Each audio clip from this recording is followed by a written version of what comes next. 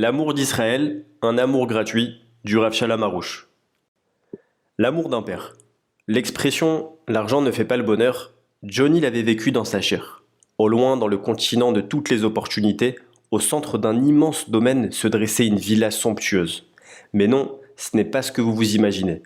Il ne s'agissait pas d'une luxueuse villa selon les notions qui ont cours ici, en Israël, mais d'un véritable palais doté avec des meubles et accessoires dignes d'un roi, selon le standing des plus grandes fortunes de la planète. Johnny était à la tête d'un véritable empire d'affaires florissant à l'échelle planétaire. Il avait de l'argent comme le sable de la mer. Inutile de préciser qu'il avait à sa disposition permanente une équipe d'employés, de cuisiniers et de serveurs répondant à la moindre de ses demandes. Même s'il avait décidé de passer sa journée à dormir, il avait assez d'argent pour pouvoir continuer ce train de vie de luxe pendant 1000 ans. Pourtant, au milieu de toute cette abondance, le cœur de Johnny était loin d'être heureux. Son cœur était en fait ailleurs. Cela peut arriver même dans les meilleures familles. Son fils unique, David, avait rejeté le mode de vie bourgeois, recherché la vérité et avait fait tchouva, suite à quoi il avait quitté la demeure paternelle et était monté en Israël les mains vides. Il habitait actuellement dans un misérable internat appelé Yeshiva, destiné à des repentis dans des conditions impensables. Johnny suivait de près son fils en dépit de la distance. Il savait que David se trouvait dans le dénuement le plus total et cette situation lui brisait le cœur. Il avait tenté un nombre incalculable de fois de lui venir en aide, mais David avait toujours rejeté avec autant de politesse que de fermeté les propositions paternelles. L'éloignement géographique lui aussi ajoutait à la douleur de Johnny. Cet homme qui n'avait jamais manqué de rien se retrouvait soudain dans une détresse terrible, sans avoir à qui demander de l'aide.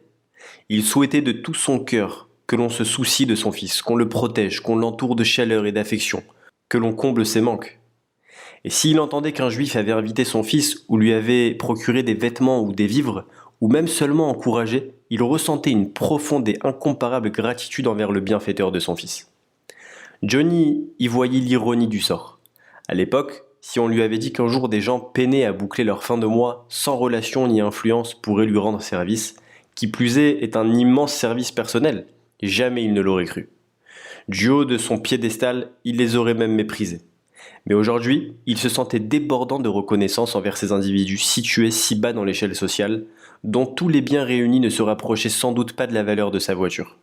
Il ne se serait jamais imaginé que lui qui s'achetait les tenues les plus coûteuses au monde serait un jour heureux d'entendre que son fils bien-aimé possédait une chemise repassée d'une valeur de 30 shekels. Toute la richesse que son argent ne pouvait lui procurer, il l'avait reçue des dernières pièces de juifs simples et démunis. Johnny aurait été prêt à les enlacer, les embrasser et à tout leur donner. Il aurait été volontiers remboursé 1000 $ pour chaque shekel qu'ils avaient dépensé en faveur de son rejeton. Il n'aurait pas hésité à mettre en œuvre tous ses contacts et son influence et à retourner le monde pour eux. C'est cela le cœur d'un père. Un véritable père a besoin d'une seule chose, que ses enfants soient bien. Tout le reste est bien beau, mais ce n'est pas l'aspiration la plus personnelle et profonde. C'est seulement quand tu fais du bien aux enfants que tu en fais vraiment au père à titre personnel.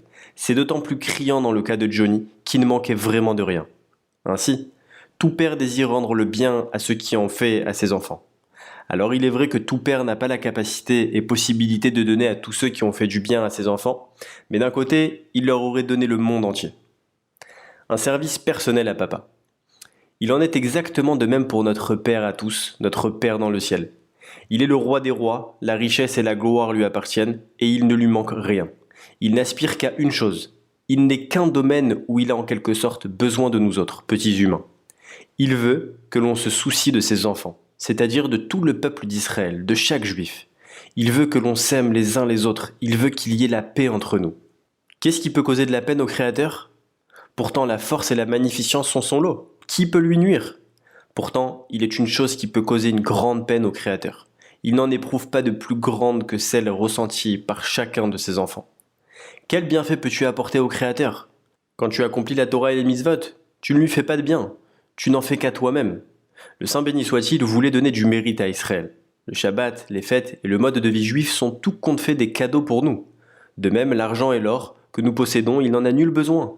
Alors que fais-tu pour le Créateur ? Que peux-tu faire qui soit vraiment pour lui ? Si tu veux faire un bienfait personnel au Créateur, fais du bien au peuple juif, comme nous allons le développer. Voilà que nous parlons à présent d'apporter en quelque sorte un bienfait personnel au Créateur. c'est vraiment la plus grande chose et il n'est pas nécessaire ni juste de parler ici de récompense ou de bénéfice. Quiconque a un minimum de reconnaissance envers le Créateur aspire certainement à lui rendre quelque chose, à rendre un peu de bien. Alors, je ne veux pas gâcher l'atmosphère en parlant en termes de récompense. Mais la parabole est un exemple fidèle, et si dans notre exemple, Johnny était prêt à payer 1000 $ pour chaque shekel dépensé en faveur de son fils, le Créateur qui est tout-puissant paye bien davantage comme nous allons l'expliquer par la suite. Mais je vais commencer par l'élément essentiel. Apporter un bienfait personnel au Créateur, faire quelque chose en sa faveur. Plus facile que ce que tu penses. Eliyahu Hanavi de Mémoire bénie dit ce que j'ai écrit ici dans un langage qui interpelle. Le Saint béni soit-il a dit à Israël, « Mes fils bien-aimés, vous ai-je jamais demandé quoi que ce soit? Et qu'est-ce que je vous demande ?» Nous espérons que vous avez apprécié cet aperçu. Pour continuer à écouter ce livre audio sur Google Play Livres, utilisez le lien dans la description de la vidéo.